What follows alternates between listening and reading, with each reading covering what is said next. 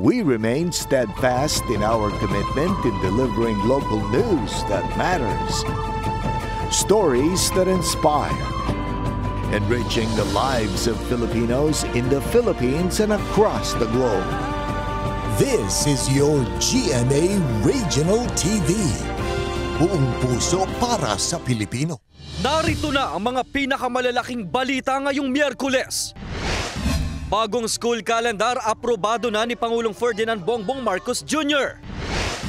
3 katao patay matapos sumalpok sa concrete barrier ang sinasakyang kotse sa Luisiana, Laguna. Ilang magsasaka sa Batangas umaasang mas tataas pa ang buying price ng palay.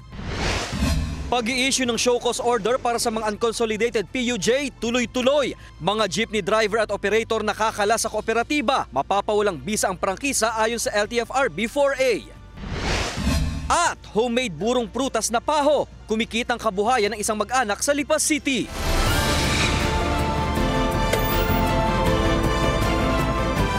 Ito ang GMA Regional TV, Balitang Southern Tagalog. Magandang hapon mga kapuso, narito na ang Balitang Southern Tagalog. Hatid namin ang mga pinakamalaki at pinakahuling balita sa Timog Katagalugan. Live mula rito sa GMA Batangas Station, ako po si Ace Medrano. Aprobado na ni Pangulong Ferdinand Bongbong Marcos Jr. ang bagong school calendar na magsisimula sa July 29, 2024 at magtatapos sa April 15, 2025. Ang detalye sa report ni Paul Hernandez. May katuparan ng hiling ng ilang grupo at magulang na ibalik na sa dating school calendar ang pasukan sa mga pampublikong paaralan. Ito'y matapos aprubahan ni Pangulong Bongbong Marcos Jr. ang direktibang gawin sa July 29, 2024 ang opening of classes ngayong taon at magtatapos April 15, 2025. Bago ang pasyang ito, nagpasa ng rekomendasyon si Vice President at Education Secretary Sara Duterte sa Pangulo. Dalawang opsyon ang iprinisinta niya sa Pangulo. Una ang 180-day school calendar kung saan may Saturday classes. Ikalawa ang 165 school days na walang Saturday make-up classes na sa March 2025 parehong magtatapos ang school year. Pero naiiklian ng Pangulo sa 165 school days. Hindi rin sang-ayon ng palasyo sa setup ng Saturday classes. Para hindi makompromiso ang bilang ng araw ng may pasok ay ginawang April 15, 2025 ang end of school year para pasok pa rin sa 180-day school calendar. Ang DepEd Calabarzon, hinihintay pa raw ang opisyal na ulat na yan. It will come. Probably it is still being studied, but there is already that directive from the Office of the President. Thank you, sir. Announced in media outlets. Naibahagi yan sa end of school year press conference ng DepEd Calabarzon. Mariin ang bili na habang papalapit ang moving up ceremonies at graduation rites sa mga public school, bawal ang mangolekta. Kasi yung mga gastusin sa itong mga activities, sa graduation and moving up, dapat i-charge lang sa school, MOE or maintenance, operating and other expense. Seryoso ang DepEd sa panunuri sa mga paaralang nangongolekta. May mga nasampulan at nakasuhan na raw ng mga guro at school heads. Ang end of school year rites isasagawa mula May 29 hanggang 31. Pero may konsiderasyon daw na pwedeng mas maaga o June 1 na dapat idaan sa konsultasyon sa mga magulang. Pinatatapos na ng kagawaran ng iba't ibang aktibidad sa mga public schools bago pa ang bakasyon. Paul Hernandez, Balitang Southern Tagalog. Sugatan ang 2 sakay sa motorsiklo matapos masalpok ng kasalubong na jeep sa Batangas City. Tutukan yan sa report ni Denise Abante.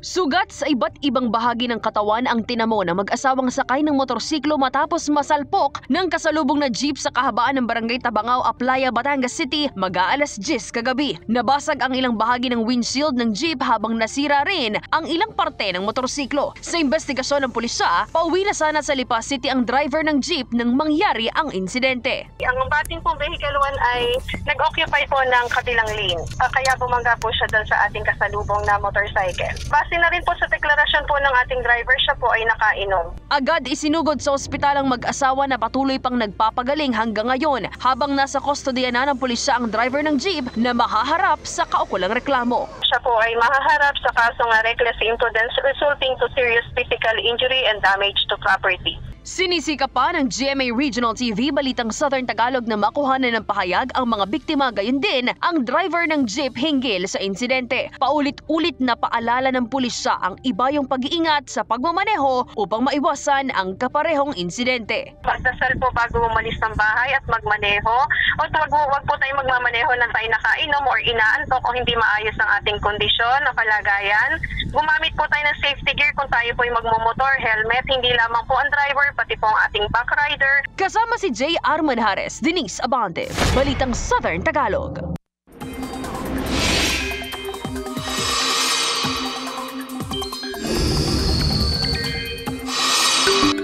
Mga kapuso, isa ng ganap na low-pressure area yung cloud cluster sa labas ng Philippine Area of Responsibility. Huli itong namataan sa silangan ng Southeastern Mindanao. Ayon sa Pag-asa, posible itong pumasok sa PAR mamayang gabi o bukas. Inaasang lalapit yan sa Bicol Region at Eastern Visayas. Hindi rin inaalis ang tsansa nitong lumakas bilang bagyo, pero posible pang magkaroon ng pagbabago sa mga susunod na araw. Malayo pa sa bansa ang nasabing LPA at easterlies pa rin ang makakaapekto sa maraming lugar. Magpapatuloy ang mainit at malinsangang panahon pero asahan pa rin ang mga pag-ulan lalo sa hapon at gabi. Sa datos ng Metro Weather, may tsansa ng ulan sa mga probinsya ng Mindoro, Quezon at Palawan. Posible rin ang localized thunderstorm sa iba pang bahagi ng bansa.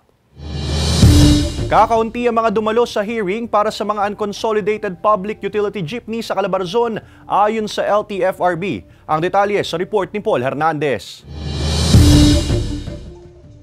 Bit-bit ni Bong ang show cause order sa pagdinig sa LTFRB 4A para sa mga driver-operator na unconsolidated ang pag-aaring PUJ unit. Ikalawang araw ngayon ng hearing. Pumalya siyang magpa-consolidate dahil wala naman daw consolidated entity sa kanila. Carmona binya ng biyahe niya. Ginawa ko, kung hindi papayag, papa-private ko na lang. Wala pang ang bigat Kukuha ka ng hulugan, wala namang mangyayari. Ayon sa tanggapan, 10 lang mula sa 100 na nakaschedule kahapon ang dumalo sa hearing. Kung babalakin pa ring dumalo at lipas na sa itinakdang araw, kailangan itong i-request sa opisina. Basta hindi naman masyadong marami ang dumating sa araw na yan, pwede naman silang mag-walk-in. Sasabihin lang natin yan sa ating hearing officer. I-notify lamang nila na sila ay makakarating halimbawa sa Biyernes o sa Lunes. Ayon sa LTFRB 4A, nadadagdagan pa rin ang nabibigyan nila ng show cause order sa rehiyon. May 2,000 PUJ driver-operator pa ang hahabulin para mabigyan ng show cause order mula sa mahigit 4,000 hindi sumapi sa consolidated entity. Kung meron pa namang gustong humabol, pwede naman namin kunin ang mga datos tungkol dyan at aming isasangguni sa LTFRB at sa DOTR na kung saan magbabalangkas na naman tayo ng panibagong mga rules and regulation. Babala rin ng LTFRB sa mga tsuper at operator na nag-iisip kumalas sa korporasyon. Pag siya ay kumalas, wala na ring visa ang prangkisa o ang individual franchise na dating ibinigay na namin sa kanila sapagkat ang lahat ng individual franchises, kung ikaw ay hindi nag-consolidate, ay wala ng visa effective April 30 of 2024. So, pwede kang kumalas pero lilipat ka sa ibang kooperatiba ay po pwede. Marathon hearing daw ang gagawin ng LTFRB para makuha ang mga paliwanag ng mga driver-operator na walang korporasyon. Kasama si Kel Ravaca, Paul Hernandez, Balitang Southern Tagalog. Umaasa ang ilang magsasaka sa Batangas na mas tataas pa ang buying price ng palay. Para sa detalye, makakasama natin live si Denise Abante. Denise.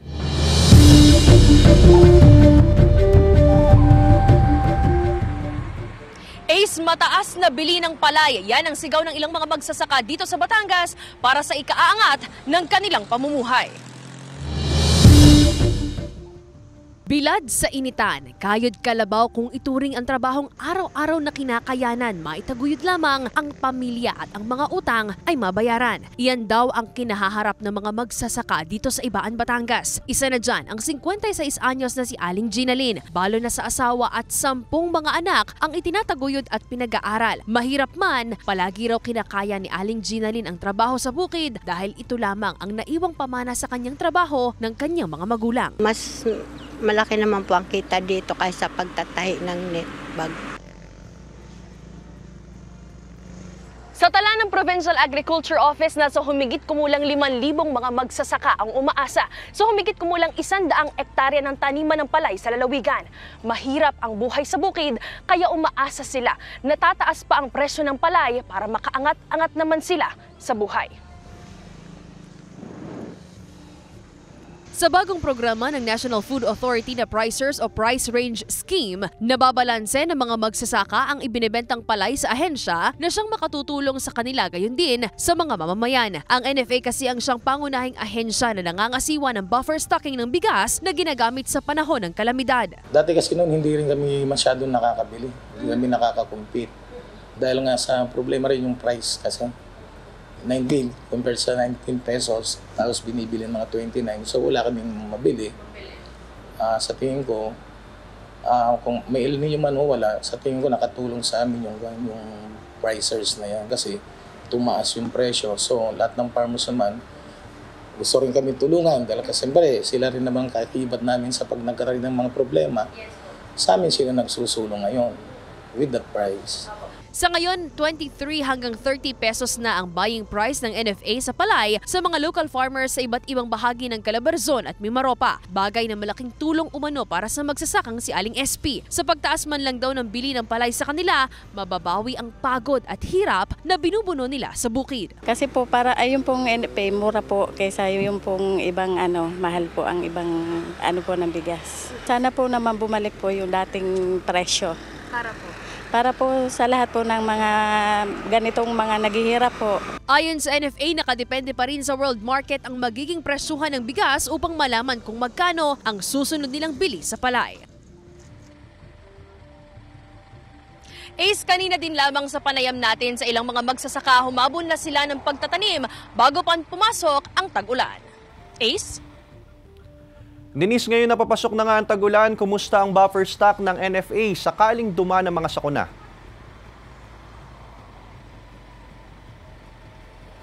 Sa panayam natin sa NFA, nasa 30,000 na sako ng bigas at palay ang kanilang buffer stock na maaari nilang pamahagi sakaling kailanganin sa panahon ng sakuna. Ace? Maraming salamat, Denise. Abante.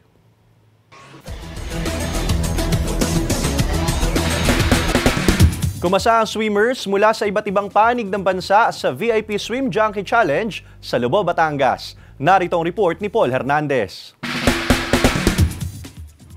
Hindi matatawarang endurance, disiplina at focus sa paglangoy ang kinailangan ng nasa 300 swimmers na lumahok sa Verde Island Passage Swim Junkie Challenge sa Lobo, Batangas. Kumasa sila sa 2.5 at 5 km swim race. Ito nang ika-6 na taon ng kompetisyon sa bayan. Meron siyang iba't ibang leg in other parts of the Philippines like Camiguin, El Nido.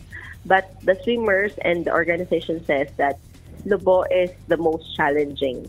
And it is the biggest in the Philippines. Sa malinaw at malinis na karagatang sakop ng Barangay Malabrigo, isinagawa ang karera. Hamon ito sa mga nagkarerang tiniis ang mainit na sikat ng araw. Current was very strong. So madaming nahirapan talaga na makalangoy to finish 2.5 kilometers and 5 kilometers. Isa si Kapuso Award-winning documentarist and journalist Cara David na kumasa sa kompetisyon. Bahagi ito ng kampanya ng Lobo LGU na mapangalagaan ang Verde Island Passage, sabay ng pag-aangat ng turismo sa bayan. We also have the common advocacy of protecting our marine biodiversity, our underwater.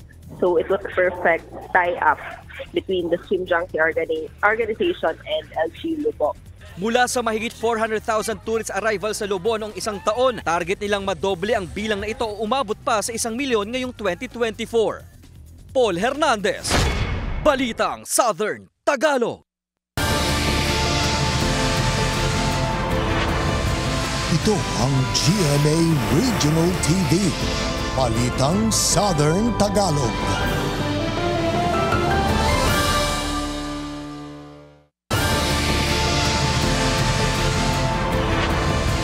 Ito ang GMA Regional TV, Balitang Southern Tagalog. Mga kapuso, aprobado na sa third at final reading sa Kamara ang Universal Social Pension for Senior Citizens. Sa ilalim ng panukalang ito, mabibigyan na ng pensyon ang lahat ng mga nasa edad 60 pataas. Dito makatatanggap ng 500 piso kada buwan ang mga senior citizen mayroon man o wala silang SSS o GSIS pension. Pagkatapos ng 5 taon, saka naman ito itataas sa 1,000 piso. 10 volcanic earthquakes kabilang ang 3 volcanic tremors ang nairehistro ng PHIVOLCS sa kanilang 24 oras na monitoring sa Bulkang Taal. Tumagal ito ng 2 hanggang 4 na minuto. Nasa 3,823 na tonelada naman ang inilabas na sulfur dioxide o asupre ng bulkan. Umabot sa 1,500 meters ang taas ng plume nito na napadpad sa Kanluran, Hilagang Kanluran. Wala namang namataang volcanic smog o VAG sa palibot ng bulkan. Nananatili sa Alert Level 1 ang Taal Volcano pero pinapayo ng publiko na manatiling alerto sa aktibidad ng bulkan. Mariing ipinagbabawal ng otoridad ang pananatili sa lawa ng Taal na deklaradong permanent danger zone.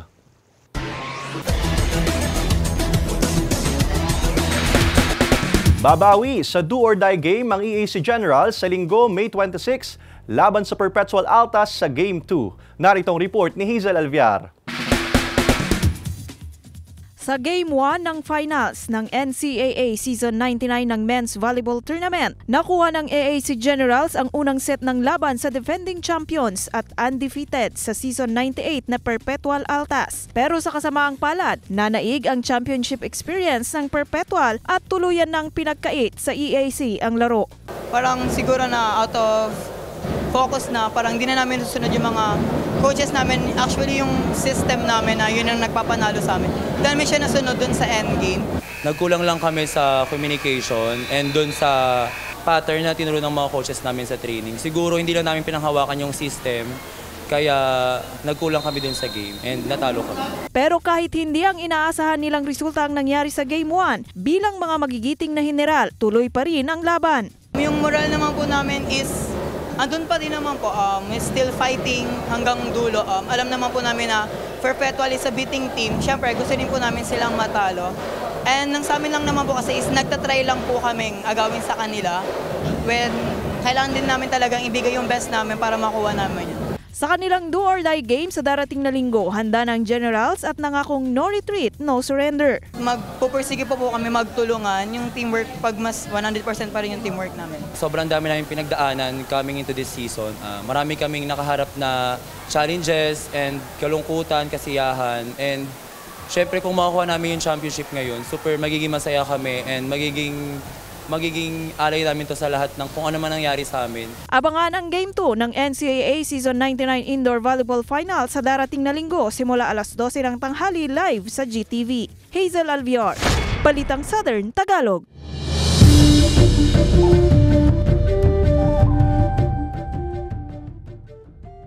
Mga kapuso, itong inyong GMA Regional TV interview sa Balitang Southern Tagalog. Inaprubahan na ni Pangulong Ferdinand Bongbong Marcos Jr. ang pagbabalik ng old school calendar para sa school year 2025-2026 kung saan Hunyo na ulit ang pasukan. Dahil dito ang magiging pasukan sa mga eskwelahan ngayong school year 2024-2025 ay magsisimula sa July 29 at magtatapos sa April 2025. Kaugnay niyan, makakapanayam natin ngayong hapon si Dr. Jimmy Panganiban, ang Schools Division Superintendent ng DepEd Batangas City. Magandang hapon po, Doc Jimmy. Magandang hapon kasamang Ace at sa lahat ng tagapanood ng ating GMA Balitang Southern Tagalog. Sir, handa na ba ang DepEd para sa pagbabalik sa dating school calendar? Lahat naman laging nagiging handa. Siyempre, kinakailangan lagi yung preparation. Nabalitaan na po natin na magkakaroon ng panibagong opening, yung start ng opening ng ating school year 2024-2025. Siyempre, narinig natin yan ang pinaghahandaan po ng DepEd sa kasalukuyan. Sir, ano-ano pong mga aktibidad ang ginagawa ng kagawaran para nga po mapaghandaan itong pagbabalik sa dating school calendar?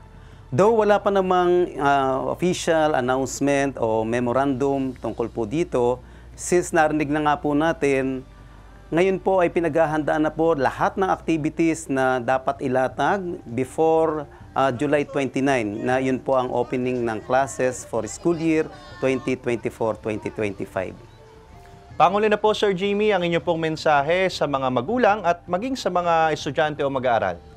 Sa lahat po ng ating mga estudyante at ganun din po sa ating mga magulang, Antabay lamang po tayo sa magiging announcement ng ating kagawaran. Ngayon po ay magtatapos na ang school year 2023-2024. Asahan po natin na lahat ng mga activities na gagawin before the opening of classes ay gagawin po natin at lahat po ay bibigyan po tayo ng information o orientation kung ano man po yung posibleng mangyari for next school year 2024-2025. Maraming salamat po, Dr. Jimmy Panganiban, ang Schools Division Superintendent ng DepEd Batangas City. Maraming salamat din, Kapusong Ace at GMA Balitang Southern Tagalog. Ito ang GMA Regional TV, Balitang Southern Tagalog.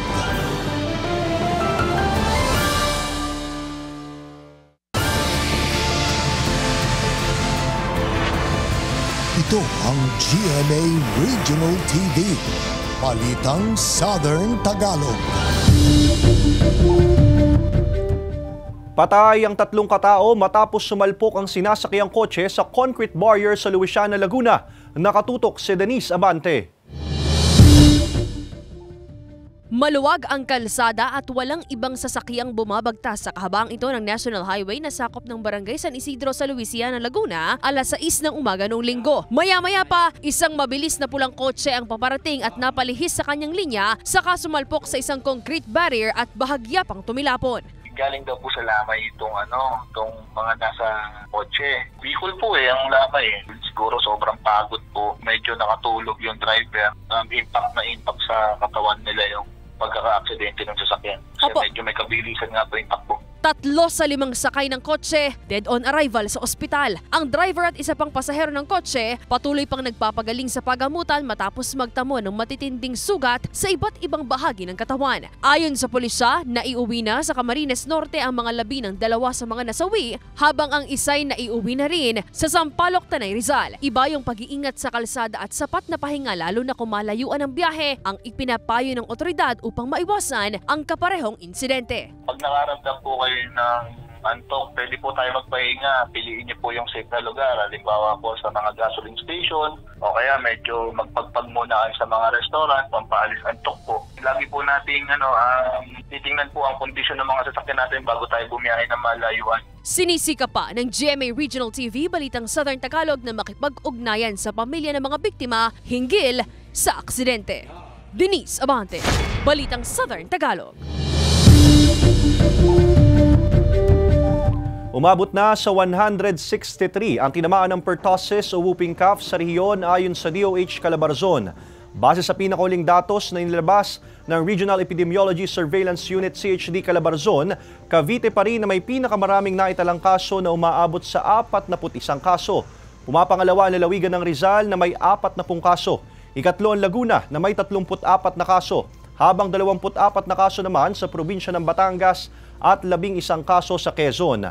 Nasa 20 na ang naitalang namatay sa sakit ayon sa pinakahuling datos ng DOH Calabarzon. Pinapayuhan ng mga magulang na ipabakuna na ang kanilang mga anak bilang proteksyon laban sa sakit. Pinapayuhan din ng publiko na palagi ang magsuot ng face mask, lalo na sa mga matataong lugar. Aside po kay vaccination, isa rin po sa pinopromote ng DOH CHD Calabarzon po is yung pagsuot ng mga mask, lalo na po pag symptomatic or pag meron po mga suspected cases sa area po natin. Yung mga minimum health standard protocols po, no? As simple as pagtakip po ng bibig, pag umuubo. Mga kapuso, bukas araw ng Huwebes, May 23, makakaranas ng kawalan ng supply ng kuryente ang ilang barangay sa Tanawan City at Lemery, Batangas. Magsisimula ito sa pagitan ng alas 8 ng umaga hanggang alas 5 ng hapon. Bunsod ng konstruksyon ng tapping pole at extension ng mga linya. Kalinsabay ang pagtatayo ng mga transformer at clearing ng mga linya. Pinusuan ng netizens ang edited video ni Gabby Garcia bilang kandidata sa isang pageant. Samantala, ang pagiging black belter ni Angelica sa Taekwondo, nagagamit daw niya sa kanyang role sa Black Rider. Narito ang report ni Hazel Alviar. Si kapuso actress Gabby Garcia mismo ang nag-upload ng edited na nakakatuwang reaction video kung ano ang magiging itsura nito kapag naging kandidata siya sa isang pageant. Lutang ang kagandahan nito sa kanyang emerald green gown at nag-practice pa siya ng kanyang reaksyon kapag tinawag na siya sa top 15, bagay na pinusuan naman ng netizens. Pero sa caption at dulo ng video nito, nakasulat ang mga katagang next time na yan dahil magsisilbi muna siyang host ng Miss Universe Philippines. Ang karakter ni Angelica na si Nympha sa Black Rider, nagpamalas ng itinatago niyang galing sa pagkikipaglaban para tulungan si Elias na karakter naman ni Ruru Madrid. Bagamat baguhan sa paggawa ng action scenes, hindi naman bago sa kanya ang martial arts dahil sa katunayan, black belter daw siya sa taekwondo at nagagamit daw niya ang natutunang skills sa kanyang role sa serye. Nagpapasalamat din daw siya sa tulong na natatanggap mula sa co-star na si Ruru Madrid. Hazel Alviar, Balitang Southern Tagalog. Kumikitang kabuhayan ng homemade burong prutas na paho ng isang mag-anak sa Lipa City. Ang burong prutas na ito tumatagal ng 1 hanggang 2 taon. Ating tikman yan sa report ni Paul Hernandez. Ang bunga na ito maliliit at kung sungkitin sa mga puno, tumpok-tumpok, mabango at tila may herbal na amoy, ang paho. Seasonal lang ang fruiting period dito o pamumunga mula Pebrero hanggang Abril lang.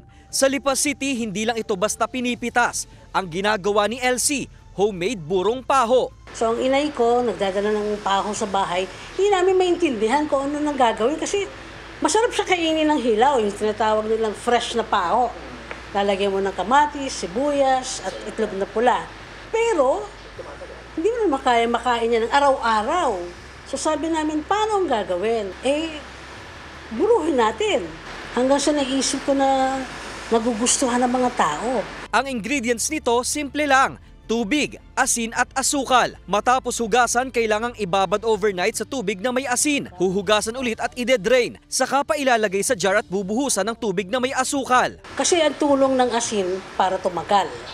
Ang tulong ng asukal para lalong, yung pagpapatigas palagay ko yan ang nagpapatigas para hindi lumambot, maging crispy, maging crunchy. Swak ipare sa mga isdang sinaing at pwede ring gawing ensalada. 1 hanggang 2 taon ang shelf life ng homemade burong paho na nakakarating na rin sa iba't ibang lugar sa Pilipinas, maging sa ibang bansa. Ngayong taon na to, naka 762 bottles kami. At dapat mas marami pa. Bakit? Ang problema, inabot na kami ng yung matigas na. 400 pesos per jar ang benta rito at masasabing mabango ang kita sa homemade burong paho. Kasama si Kel Ravaca, Paul Hernandez, Balitang Southern Tagalog. Samantala, mapapanood niyo po ang episode na ito at iba pa ang pinakauling lokal na balita sa official website ng GMA Regional TV, www.gmaregionaltv.com. Pwede rin kayo bumisita sa aming official YouTube channel, GMA Regional TV, at i-click ang subscribe button para sa pinakamainit na balita mula sa rehiyon. Dahil sa GMA Regional TV, local news matters.